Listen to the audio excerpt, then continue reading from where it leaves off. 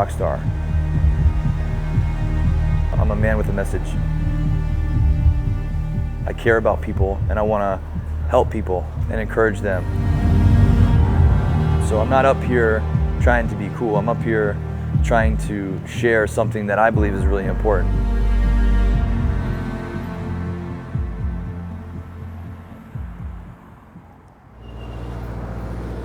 And just so you know, like the name of the band's August Burns Red, but we did not confirm these flames, dude. This is not us, okay? This bus, last time we saw this beautiful beauty, she did not have the flames on the side. Did not have that. That was not us. My name's Jake Luhrs. I'm the lead singer of a band called August Burns Red from Lancaster, Pennsylvania.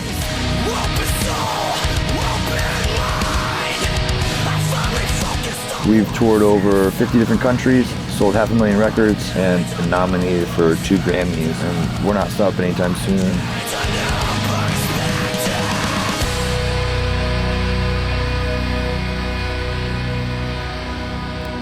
So this is obviously the entrance and exit way for us to get on and off stage. The outside world is so quick to just judge metalcore, which is the genre of music that I play now. Dude, you're screaming, you sound like Satan or something. I'm like, dude, I'm out here loving people, man, you know, and I'm out here sharing my message of hope and love. When I was 15, I heard of metalcore. The first band was a band called Hope's Fall, and this guy was screaming. I mean, it was a scream. And at first I was a little like, what's going on? I can't even understand this guy. But then as I listened to the album over and over and over again, I start to understand that there's a sense of desperation, almost like he ran miles and miles to tell me this message. At that time, I personally was struggling with being bullied at school and, you know, growing pains of being a kid and trying to figure out life. So I could really relate to the intensity of the music, and I can understand where this guy's coming from, and I want to do that. You know, I want to be like that strong and that bold. And so my first show was in this small, really kind of beat up venue in Columbia, South Carolina called New Brooklyn Tavern. And the band that was playing was a band called Strike Anywhere. And the singer was just going insane on stage. And I'm like, you know, I'm 16, I'm looking at this guy, I'm just like, oh my gosh, like, this is the most intense thing I've ever seen in my life. After the show, he came off stage. I walked up to him and I said, hey man, like, that was an amazing show. I've never seen anything like this before in my life. And I gave him the Sharpie and I said, would you mind, like, will you sign my arm? And he said, yeah, man, of course. And he signed my arm.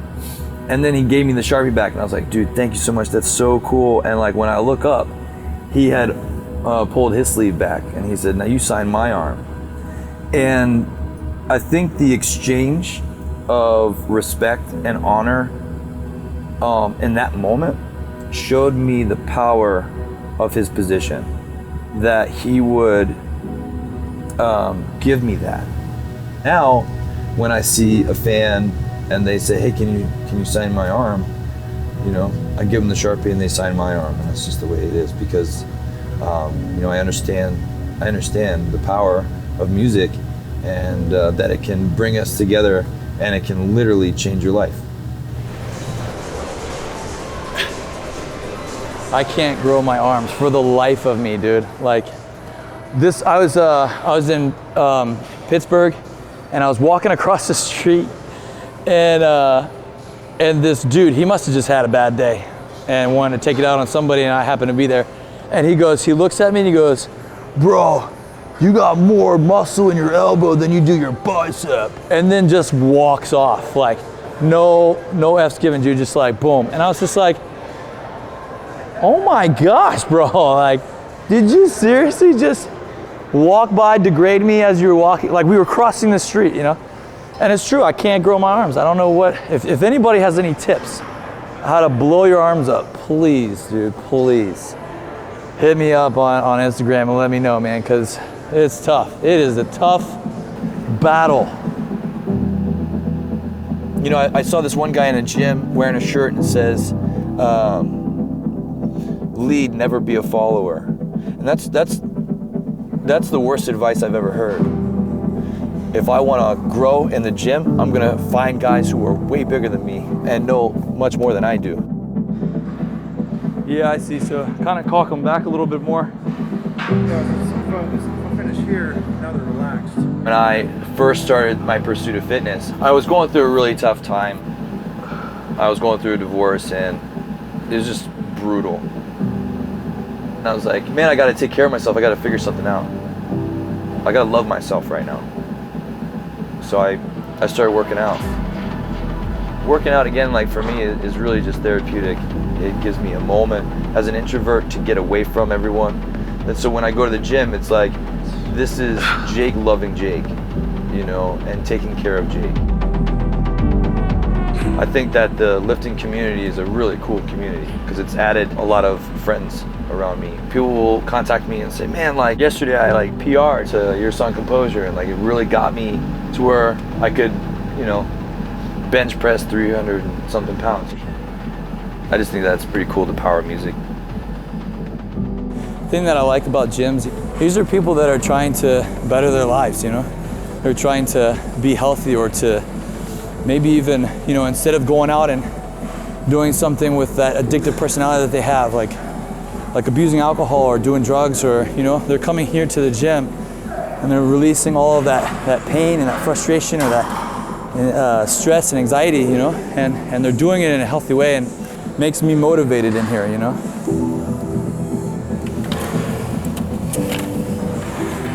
I feel like that C4's kicking in, dude.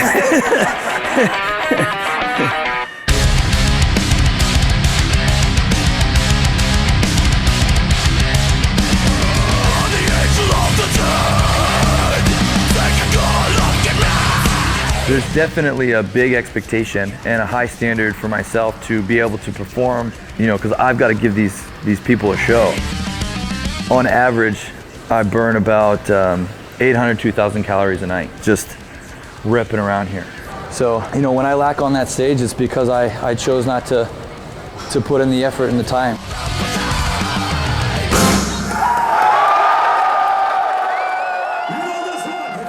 This is Steven. He is by far our favorite bus driver. Just a great guy, and we actually, what we'll do is if we have a tour in the States coming like 4 months in advance, we'll know the dates and when the tour starts, and we'll contact the bus company and request Steven, AKA Load Bar. Well, yeah, that's very gracious. I did not know that. Yeah, you didn't know that?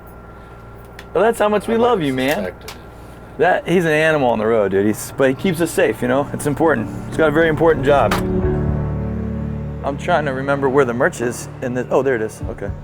In the beginning of me touring with August Burns Red, you know, I'd go to the merch table, and after we played and I just talked to fans, you know, people would come up and just kind of share their stories of what they were going through and how the lyrics in our band were encouraging to them. And they'd say something like, hey man, you know, I was addicted to heroin and I'm 7 months sober because of your song Composure. So when I started hearing all these stories, I got this vision of an online community where people can talk openly and anonymously about their struggles and build each other up and encourage each other to find a unique path of healing from whatever they were dealing with.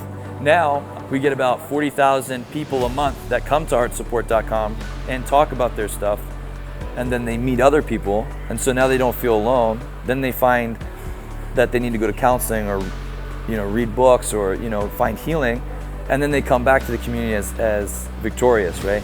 That's a big passion of mine, but it all started here, you know, after shows, talking to fans one-on-one and really understanding, you know, people.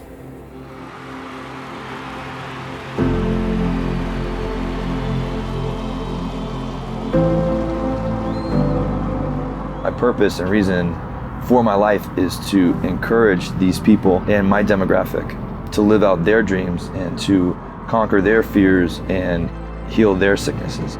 Because when I needed somebody, the music was there. And now that I'm a part of that music, I want to be there for that somebody.